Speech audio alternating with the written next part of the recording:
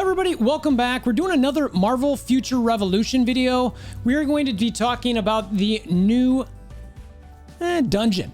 It's Invasion. So I think we can call it a dungeon at this point. We want to talk about it's coming very soon. We're going to touch on that. And we're going to talk about a potential stealth buff or nerf in the game. So there's been a lot of talk about this over the past week or so. And we're going to cover a little bit of it because some people might not be super happy about that. I think I might be joining my buddy Halfsend here shortly after this video to maybe talk about that later. So maybe check out his stream, and maybe if he puts a video out, check him out. He's a good guy. So anyway, let's check this out and see what we think.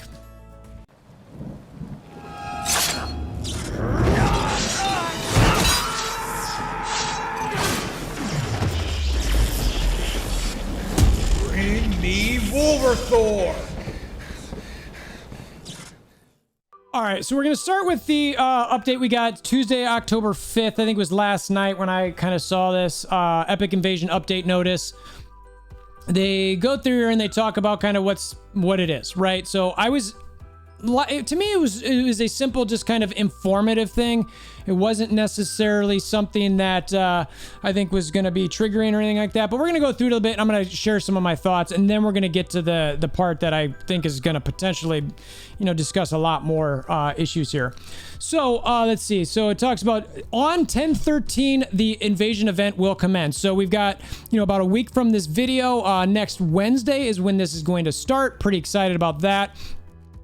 The week after the Epic Invasion update, hero balance adjustments mentioned in the dev notes previously, and some known issues will be patched.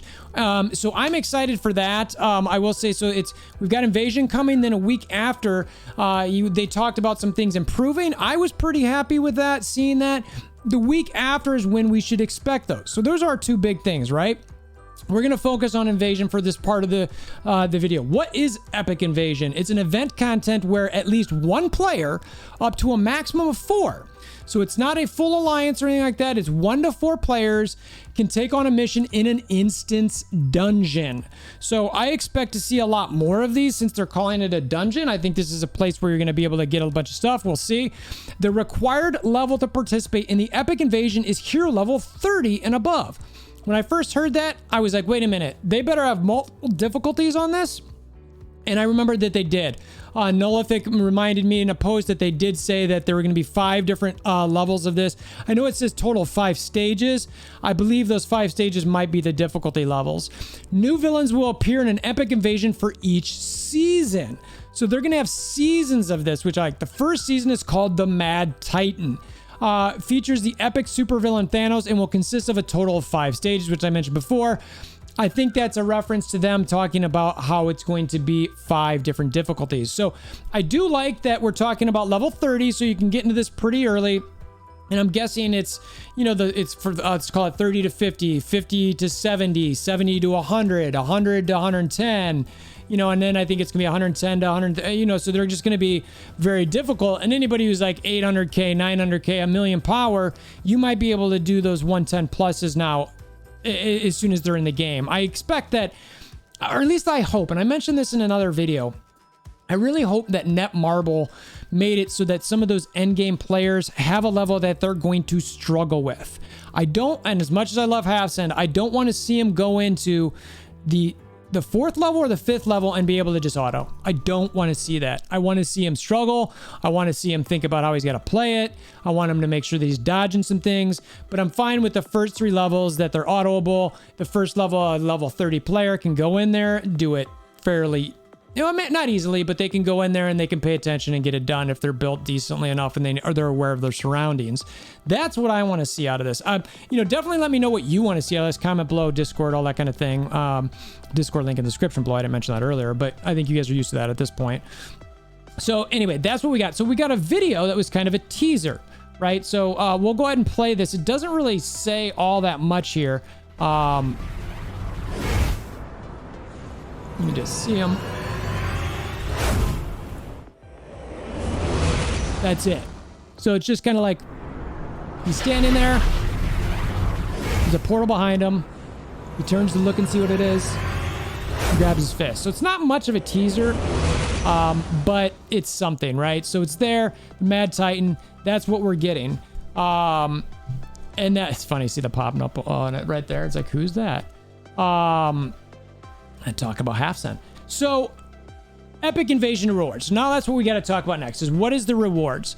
Agents can cooperate to complete Epic Invasion and receive rewards. Well, clearly, rewards can be claimed once per day. So you're going to want to do this, obviously, once a day. Titan Seal, which can be used to craft a wide variety of items in the crafting event, will be given as a reward.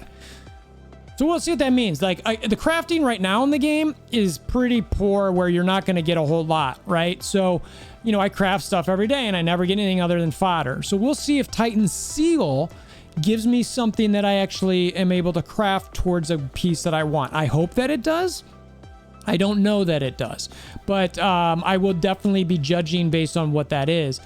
Not only can you get your hands on daily event rewards, but you will also receive season rewards. So I like that they're probably going to do a ranking on this. That's something that we all want to see versus just getting rewards. We like to get ranked and see ourselves all higher or lower. Well, we all want to see ourselves higher than somebody else.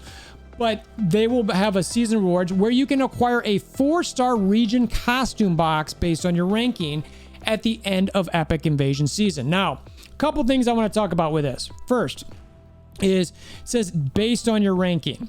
So if you're only a top 3 and you get a 4-star region box, you know, now if I get a 3 or 1 or 2-star region box, if I'm lower ranked, great. I will take region boxes, even if they're 1 or 2 stars. I just give me region boxes. I want region boxes because right now I'm set on not nanoing any regional gear because it's too hard to get.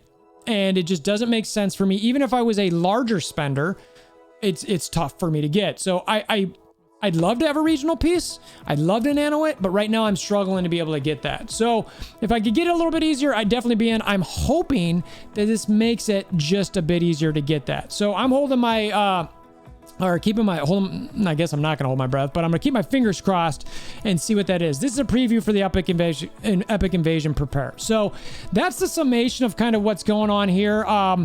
I am semi-optimistic, but we'll see. I still like the devs responding to what we've had lately. And given that, we're going to transition to the next topic here, where this started with a post by our beloved Thibodeau, or Thibodeaux, Shadow Nerfer bug.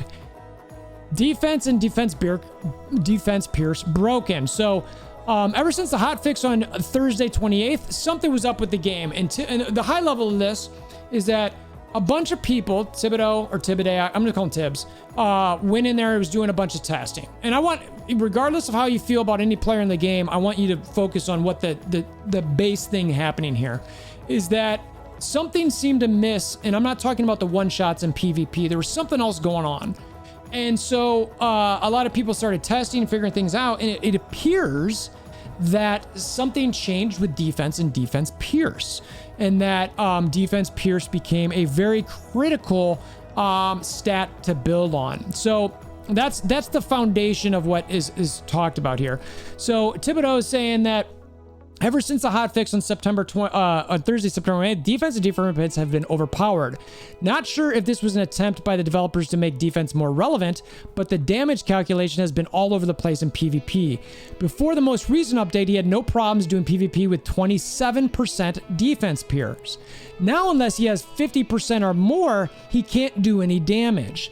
The difference in damage between 50 and 75% defense pierce is now ridiculous. That 25% difference increases your damage by almost 3 times in PvP, which is absolutely like, hey, you need to go do this if you're in a PvP and do that. So if you're going to pull anything from this, do you go into defensive pierce? There's a problem with that potentially, which is if the developers are going to change these stats as we go, then people are investing in something and it immediately gets negated, or shortly after it gets negated. It's like, wait a minute, I just spent hundreds or thousands or tens of thousands of dollars on this based on me doing theory crafting on something, coming up to a conclusion or whatever, and then you changed it. So now the investment I just made is gone. So I don't know how that's going to play out. I know a lot of people aren't happy about it. They're certainly, they're upset, and I get why. The 25% differences increases your damage by 3 times. He says, if Netmarble is going to secretly make changes to the game, a heads up and the ability to freely reroll gear would be nice. And honestly, I can't disagree with that. I think it's important to know that, you know, if I'm going to, look, and I'm super happy. I recently got put in the Content Creators Core. I'm very excited about that. I'm looking forward to the opportunities to work with Netmarble and do certain things, produce content for it. But I have to agree with Thibodeau on this part, is that you do have to let people know about changes, and even some of them, they might not be well received if money were spent and it's going to totally change something. So I like his second comment here, where it's the ability to freely reroll gear would be nice. I'd have to agree with that. If I'm gonna spend money to get gear, but you allow me to change the stats a little bit more easily on it, I'm not stressed about this. I look at League of Legends, where they constantly, you know, change the meta and how things work, but it really doesn't matter because you pay for your character, and in game, it just depends how you perform, and then you go buy your item in a store for the gold you got from the game. Whereas here is, I'm spending money on a particular set because it's got certain stats on it, but then if you change it, or if I get a certain stat set and then I go nano that, and I can't easily change that, and you change the stats, I'm frustrated. So I understand where he's coming from. And he goes, people have spent time and money tuning their builds, changing mechanics of the game without telling the player base he's unhappy with it. So, and then there's probably a bunch of people in here tagged. I'm not going to go through that, but I did see another post where either defense or damage reduction currently set to 0 in PvP. There's some issues, so some other people, Grim Bear's talking about it. And then there was another post here that talked about defense pierce and defense hidden update. GG. I'm a free-to-play player. I'm using Iron Man, my build, composed of crit damage and crit rate with a squad rank of 98 and 598k power level. I know others will say it's no big deal, but so much time and effort creating that build. How can us free-to-play catch up with hidden updates? Any advice on this, or quit the game? By the way, I've been upgrading my set to 6 stars, but it's useless to get Black Widow, AoE Grenade, and Omega War. So, you know, there's a lot of people. If you can scroll the forums here, there's a lot of different stuff. You can probably find some different things. That's how I found some of those things. You know, look, I'm a little bit concerned about this. I'm hoping Netmarble addresses it, finds out a way that if people spend money on a certain outfit, that they're not negated if a new stat is the new hotness, or find a way to allow us to change our stats. So if there's a new hotness stat, that I can go through there and, you know, work on it. That is something that I want to make sure that, you know, we're happy with. So look, I don't want to belabor on this too much, but let me know what you think about this. Is there stuff that's actually changed in the game stat-wise? Or is Thibodeau or whoever else testing this, are they off? Are they missing something? Do you think Netmarble should be allowed to just change the stats whenever they want, regardless of what you've spent previously? Or should they not? And what should the people, you know, who've spent that money, should they get some compensation of some sort? I'd love to hear from you guys. Like I mentioned earlier, Discord link is in the description below. You comment below in the YouTube video. Hammer down the like button, notification bell, subscribe. We'd really appreciate it. We're trying to make a bunch of contests for the game because I am still having fun, but I get the frustration here. So appreciate you stopping by. Until next time, I hope you have a wonderful day.